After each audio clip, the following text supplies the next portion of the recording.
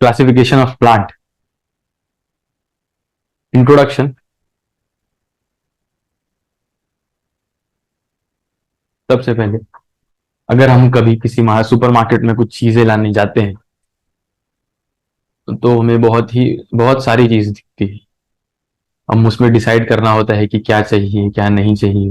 पर बहुत डाइवर्सिफाई चीजें रहती है, बहुत सारी चीजें रहती हैं जिसमें हम चुन सकते हैं। देखिए,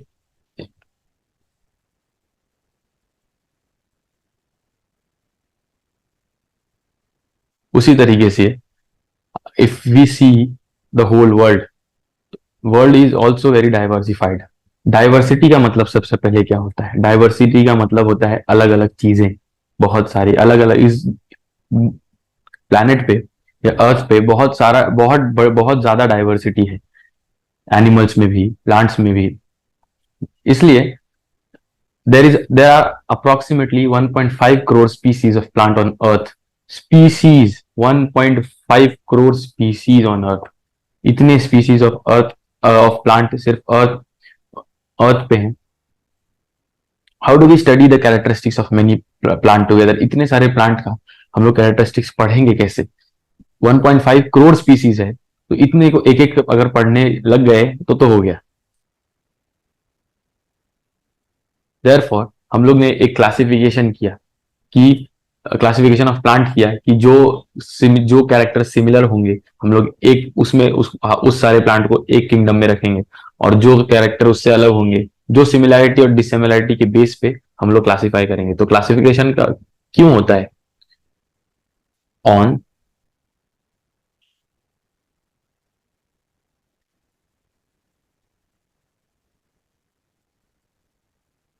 on the basis of similarity and dissimilarity.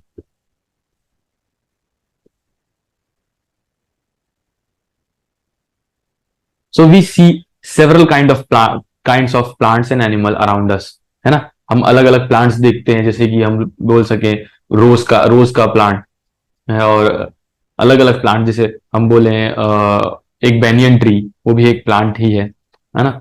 और हम अलग अलग एनिमल्स देखते हैं, tiger, dog, parrot, and fish. तो बहुत ही डाइवर्सिफाई है। तो हम कैसे बता सकते हैं कि किस तरह से बताएं कि प्लांट को अलग किंगडम में रखना है और एनिमल को अलग किंगडम में रखना है, और प्लांट अगर है तो कौन से क्लास में रखना है, किंगडम अगर एनिमल है तो उसको किस क्लास में रखना है। इसीलिए एक स्टडी आई, उसको हम लोग बोले क्लासिफिकेशन। तो इंट्रोडक्शन आ रहा है, living organism. What is living organism? सबसे पहली बात, लिविंग ऑर्गेनिज्म दो तरीके के हो सकते हैं। प्रोकैरियोट मतलब सिंगल सेल ऑर्गेनिज्म, क्या बोलेंगे उसको? सिंगल सेल ऑर्गेनिज्म, जिसके पास सिर्फ एक ही सेल हो। और eukaryote multi cell organism, multi cellular organism, multi cellular organism.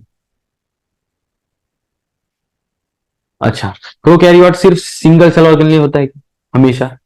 नहीं, इनके पास well defined nuclear membrane absent होता है। This is the main reason कि प्रोकैरियोट अलग होता है यूकैरियोट है, क्योंकि यूकैरियोट के पास होता है well defined nuclear membrane.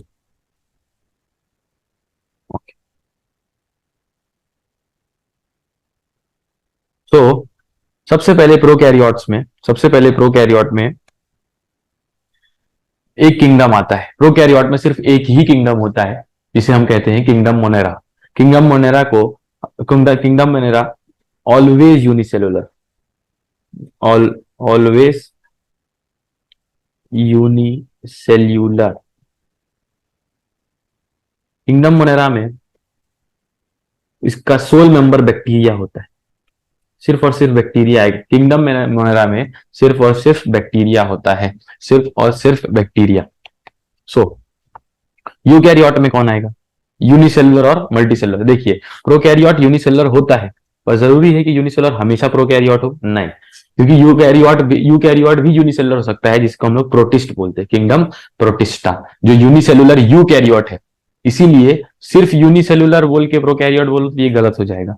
Unicellular है, ठीक है, अगर हम लोग बोल रहे हैं यूनिसेलुलर ऑर्गेनिज्म, तो वो प्रोकैरियोट भी हो सकता है और वो यूकैरियोट भी हो सकता है। लेकिन हम लोग बोले unicellular organism with not well defined nuclear membrane, तो हम बोलेंगे प्रोकैरियोट। लेकिन अगर हम लोग बोल दिए with well defined nuclear membrane, तो आ जाएगा यूकैरियोट, जिसमें आएगा kingdom Protista. Then multicellular, as we know multicellular तो यूकैरियोट ही होते हैं। All multicellular are eukaryotes with cell wall, without cell wall. अब यूकैरियोट में मल्टीसेलुलर के पास सेल वॉल हो भी सकता है और नहीं भी हो सकता है। तो सेल वॉल एब्सेंट कहां होगा? विथ सेल वॉल मतलब प्लांट। अगर अगर वो सेल वॉल है उसके पास तो वो प्लांट हो जाएगा, और अगर विदाउट सेल वॉल है तो वो एनिमल हो जाएगा। किंगडम फंगाई जो है इसके पास सेल वॉल होता है।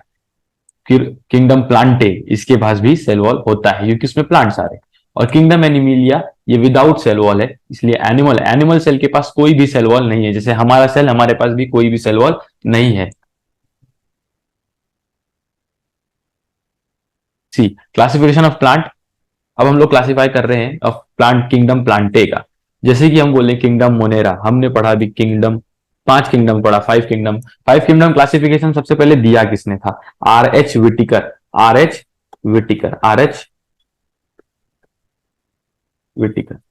एच विटिकर साइंटिस्ट थे। 1969 में उन्होंने क्या दिया?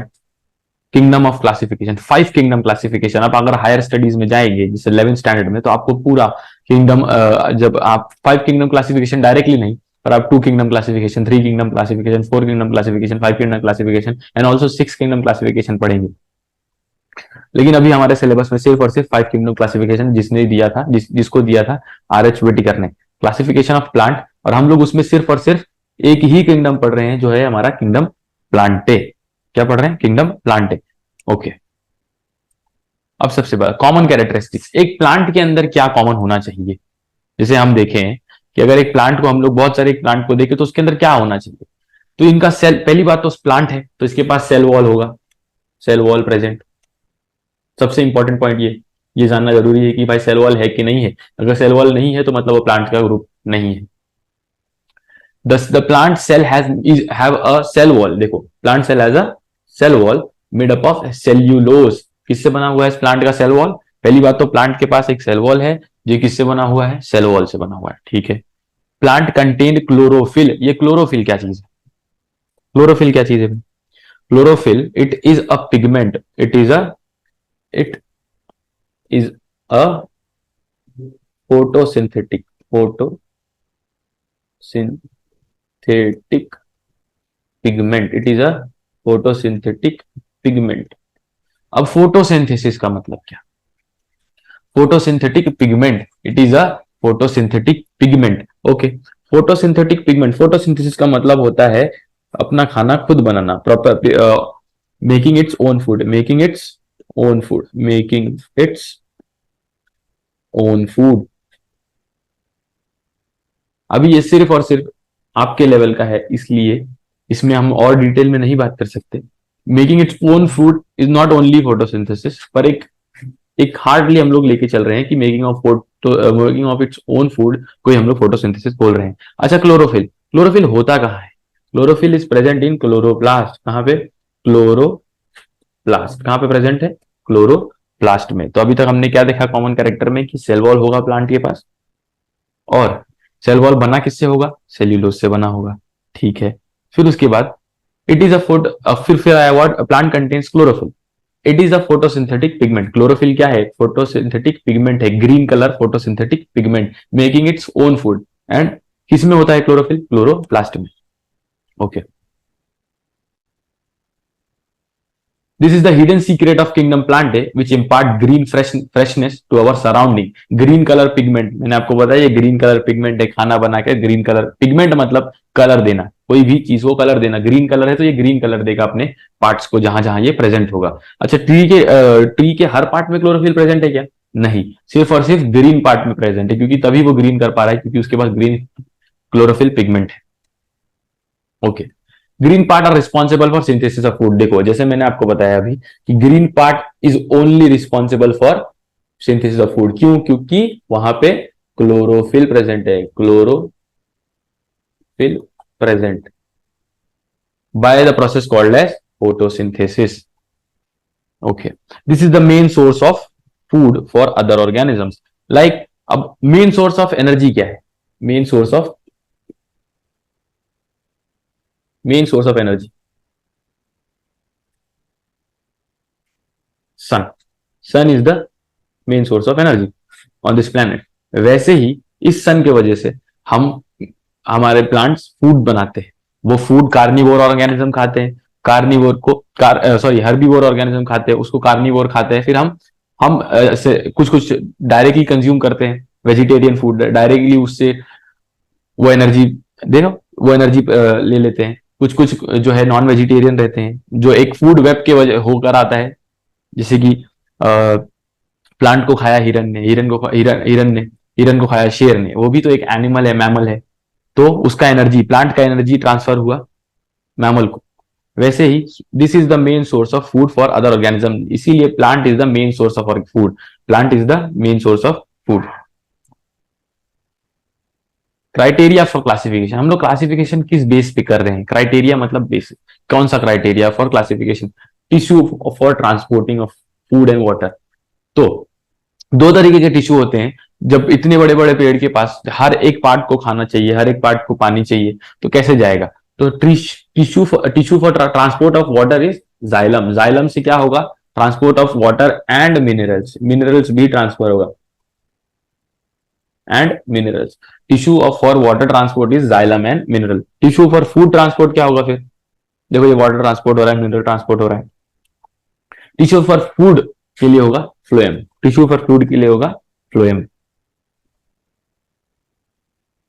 क्राइटेरिया फॉर क्लासिफिकेशन, ये अपना दूसरा क्राइटेरिया है। For presence of distinct plant part, अलग अलग प्लांट पार्ट के देखते हैं, जैसे रूट, स्टेम, लीफ। किसी में रूट तो मोस्टली सब में ही होगा, लेकिन स्टेम किसी में प्रॉपर नहीं होगा, किसी में बहुत पतला स्टेम, किसी में मोटा स्टेम, किसी में फिर लीव्स, अलग अलग लीफ होते हैं। जैसे अब आप हायर में मॉर्फोलॉजी पढ़ेंगे तो आप हायर स्टडीज में तो आपको मालूम पड़ेगा अलग अलग तरीके के लीव्स होते हैं, रूट, स्टेम, लीफ, इन सबको लेके क्राइटेरिया क्लासिफिकेशन किया जाता है। जैसे फिर आता है क्राइटेरिया ऑफ क्लासिफिकेशन का तीसरा, प्रेजेंस और एब्सेंस ऑफ सीड। अगर उसमें सीड प्रेजेंट है या नहीं है। इफ सीड प्रेजेंट है तो अलग बात है, नहीं एब्सेंट तो फिर कोई बात नहीं। अगर प्रेजेंट है तो नेकेड है या कवर्ड है, और कवर्ड कि उसके ऊपर, सीड के ऊपर कोई कवरिंग है या नहीं, या फिर कवरिंग ही नहीं है। नंबर ऑफ कॉटलीडॉन के ऊपर कि ये मोनोकॉट है या डाइकॉट है। अगर एक ही कॉटलीडॉन हुआ तो मोनोकॉटलीडॉन, या मोनोकॉट, दो कॉटलीडॉन हुआ तो dicot. See criteria for classification, botanist Eichler classified the plant kingdom in 1883, जिसको उन्होंने दो, ये आइक्लर है, आर.एच. विटिकर से कंफ्यूज ना करिएगा, क्योंकि इन्होंने प्लांट किंगडम को क्लासिफाई किया, और आर.एच. विटिकर ने 5 किंगडम ऑफ क्लासिफिकेशन दिया, जिसमें ना सिर्फ प्लांट थे, उसमें अलग अलग, जैसे कि किंगडम मोनेरा था, kingdom Protista, kingdom Fungi, kingdom Plantae, kingdom Animalia, अलग अलग पूरे सबको क्लासिफाई किया। और आइक्लर ने सिर्फ और सिर्फ किंगडम प्लांटे को क्लासिफाई किया दो चीजों में, क्रिप्टोगैम और फेनेरोगैम्स। क्रिप्टोगैम्स का मतलब क्या? क्रिप्टोगैम्स का मतलब पहले है क्या? क्रिप्टोगैमी मतलब होता है hidden reproductive part, hidden reproductive part, hidden reproductive part. और फेनोरोगैम्स का मतलब होता है exposed reproductive part, exposed reproductive parts. Cryptogams में सीड जो होंगे वो ये चलो सीड के बारे में हम बाद में बात करते हैं, पहले सीड के बारे में। पहले cryptogams are classified into 3 parts, thallophyta, bryophyta, pteridophyta.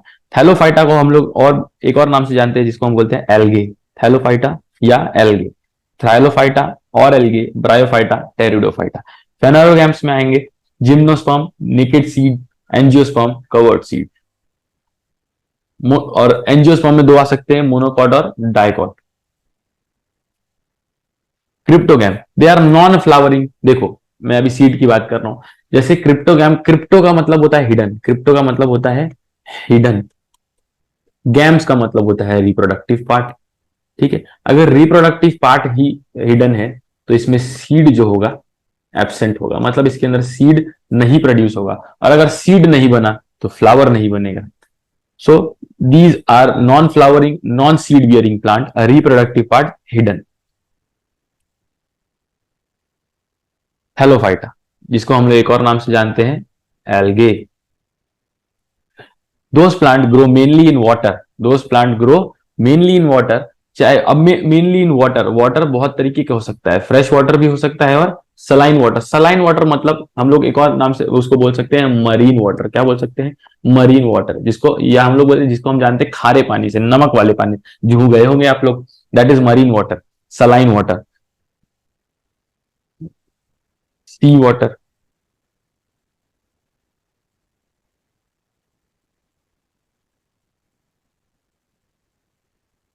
Thallophyta. These plants grow mainly in water, fresh water और saline water. Plant body is not differentiated into root, stem, leaf. हमने क्या पहले क्लासिफिकेशन का क्राइटेरिया देखा, तो हमने देखा कि उसमें रूट, स्टेम और लीफ होने चाहिए, अगर नहीं होंगे तो उसको हम लोग अलग तरीके से क्लासिफाई करेंगे। तो जो एल्गे होता है उसके पास ना ही रूट होता है, ना ही स्टेम होता है, ना ही लीफ होता है, वो सिर्फ एक थैलस, इसको थैलोफाइटा क्यों बोले हम लोग, एक थैलस, थैलस, थैलस बॉडी है, थैलॉइड बॉडी है। कौन सा body? Thalloid body. Thalloid body का मतलब होता है undifferentiated structure, undifferentiated structure, undifferentiated structure into root, stem and leaf. मतलब इसके पास कोई भी रूट नहीं है, कोई भी स्टेम नहीं है, कोई भी लीफ नहीं है, थैलस, थैलॉइड बॉडी है। ठीक है,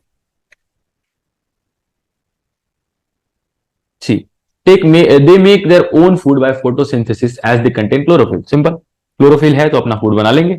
दस दीज प्लांट आर ऑटोट्रॉपिक, खुद का खाना खुद बनाना, ऑटो मतलब खुद। This group is called as algae, this group is called as algae, thallophyta. अब एल्गे यूनिसेलुलर भी हो सकता है, जो बहुत माइक्रोस्कोप से देखने के बाद ही दिखेगा, मल्टीसेलुलर भी हो सकते हैं, जो बड़े जैसे फिलामेंटस हो सकते हैं। क्या है? फिलामेंटस, ये फिलामेंट जैसे दिख रहे, फिलामेंट मत, फिलामेंटस।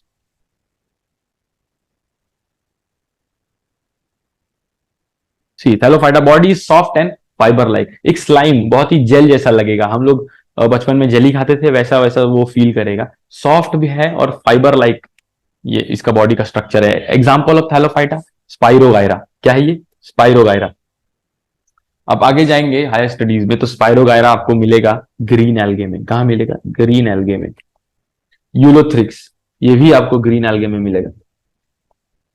यूला, spirogyra, ulothrix, ulva, ulva sorry.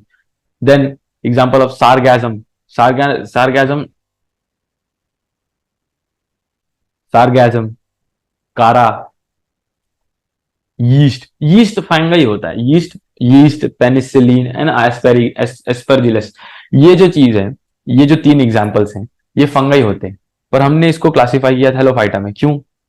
क्यों इसको क्योंकि ये एक फंगाई है, लेकिन फिलहाल के लिए आप हायर स्टडीज में जाके पढ़ेंगे कि पेनिसिलिन, यीस्ट और एस्पेरिगुलस को हम फंगाई में पढ़ते हैं, ना कि थैलोफाइटा में। लेकिन इसके पास जो है, इसका भी थैलोइड स्ट्रक्चर के वजह से, इसके पास भी थैलोइड स्ट्रक्चर ही होता है, इसीलिए इसको एल्गे या थैलोफाइटा में रखा जाता है। They do not have chlorophyll, इसके पास क्लोरोफिल नहीं है, जो कि एल्गे के पास क्लोरोफिल है, तो इसको एल्गे के साथ नहीं रखना चाहिए था, पर थैलोइड स्ट्रक्चर होने की वजह से इसको हम लोग उसके अंदर इंक्लूड करते हैं, include in this group. Classification हमारा यहाँ एल्गे खत्म होता हुआ, तो हम आपको एक ओवरव्यू देते हैं। सबसे पहले हमने ये पढ़ा कि हम बहुत, हमारा क्लास, हमारा जो वर्ल्ड है वो बहुत ही डाइवर्सिफाई है। देर आर अप्रोक्सीमेटली, बहुत डाइवर्सिफाई का मतलब बहुत सारे प्लांट मिलेंगे हमको, बहुत सारे एनिमल मिलेंगे, बहुत सारे अलग अलग तरीके के ऑर्गेनिजम्स मिलेंगे। तो 1.5 crore species of plant on this earth present है। हाउ डू वी स्टडी, इतने सारे को हम पढ़ेंगे कैसे? तो हम लोग क्लासिफिकेशन पढ़ेंगे on the basis of similarity and dissimilarities. ठीक है, फिर हम क्या पढ़ेंगे? Living organism. लिविंग ऑर्गेनिज्म कैसे पढ़ेंगे हम? लिविंग ऑर्गेनिज्म देखेंगे हम लोग, लिविंग ऑर्गेनिज्म देखेंगे। लिविंग ऑर्गेनिज्म में दो, प्रोकैरियोटिक, यूकैरियोटिक। प्रोकैरियोटिक का मतलब होता है कि विदाउट जो है cell wall, not without cell wall, unicellular, and उसमें आ जाएगा एग्जांपल मोनेरा। फिर यूकैरियोट में यूनिसेलुलर और multicellular, that is protista, kingdom protista. That फिर मल्टीसेलुलर में आ जाएगा हमारा with cell wall, without cell wall. With cell wall में आ जाएगा फंगाई, किंगडम फंगाई, और विदाउट सेल वॉल में आ जाएगा kingdom plantae. Without cell wall में कौन आ जाएगा? Kingdom animalia. तो 5 kingdom class, R H विटिकर, 5 kingdom classification.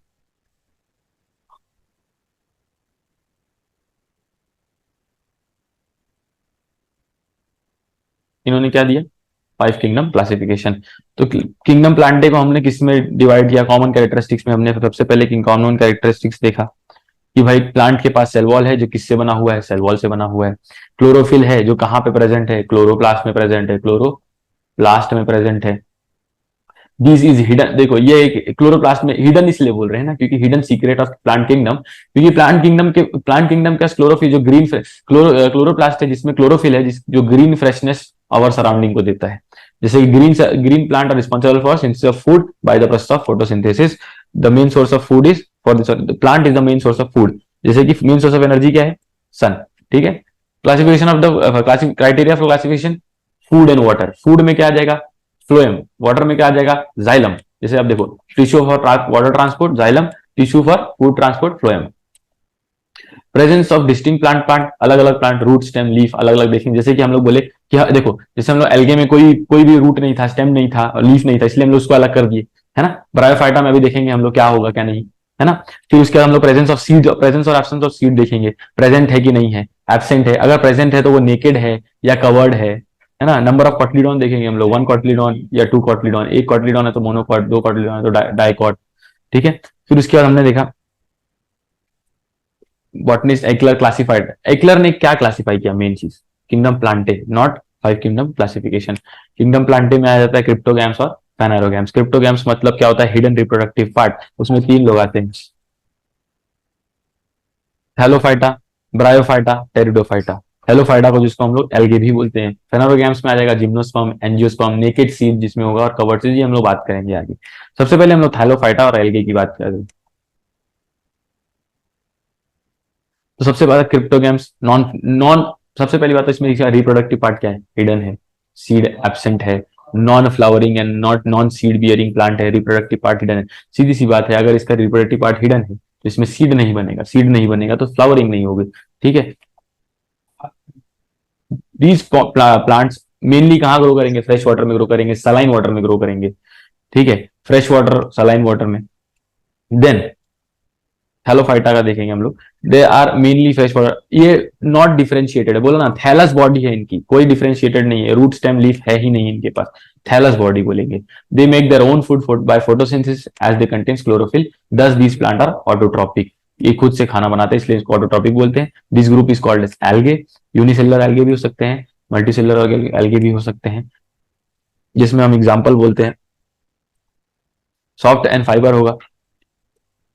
इसका एग्जांपल होगा हमारे पास थैलोफाइटा का एग्जांपल स्पाइरोगायरा, यूलोथ्रिक्स, यूल्वा, स्टारगैजम, कारा। यहां तक तो हमको लगा मालूम था कि चलो ठीक है, कि यहां तक तो थैलोइड वर्गी था, एल्गे था। लेकिन फंगाई को भी इसमें रख दिया गया, यीस्ट को और मोल्ड को। क्यों रखा गया? इसके पास क्लोरोफिल नहीं है, नहीं रखना चाहिए था, क्योंकि एल्गे के पास तो क्लोरोफिल है। लेकिन इसको इसलिए रख दिया गया क्योंकि इसका भी बॉडी थैलोइड वर्ग होता है, इसका भी बॉडी थैलोइड वर्ग, which do not have chlorophyll include in this group.